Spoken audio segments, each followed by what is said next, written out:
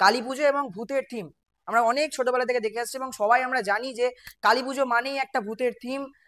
কিন্তু আস্তে আস্তে জিনিসটা হারিয়ে যাচ্ছে, তবে আজকে আমরা যেখানে আছি সম্পূর্ণভাবে এটাকে ভুল প্রমাণ করছে। আপনারা যখনই মায়ের কাছে আসবেন তার আগে আপনাকে একটা অতৃপ্ত আত্মাদের দেশ পেরিয়ে আসতে হবে। তো আস্তে আস্তে দেখবো যে এখানে কি কি আছে একটু দেখি। প্রথমে আমি এখন যেখানে আছি এটা প্যান্ডেলের একদম শেষের দিকে, যেখানে মায়ের মূর্তি আছে। কিন্তু যদি আগে যাই, আগে গেলে আমরা দেখতে পাবো অদ্ভুত একটা জায়গা যেখানে অতৃপ্ত আত্মারা আপনাদের আশেপাশেই ঘুরে বেড়াবে।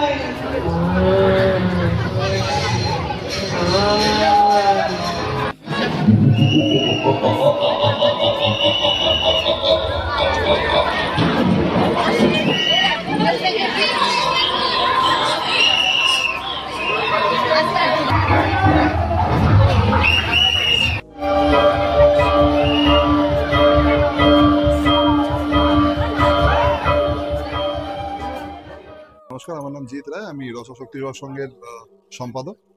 তো এবছর আমাদের ৮০তম বর্ষ পদার্পণ করেছে আমাদের হেরিটেজ শ্মশানকালী পুজো। তো দক্ষিণ কলকাতা আমাদের এটা বৃহত্তম একটা পুজো, সেটা সবাই জানে। তো আমাদের আজকে উদ্বোধন কিছুক্ষণের মধ্যেই হবে, কিন্তু উদ্বোধনের আগেই যে আমরা মানুষের ভালোবাসা দেখতে পাচ্ছি, মানে আমি আউট অফ ওয়ার্ডস আছি।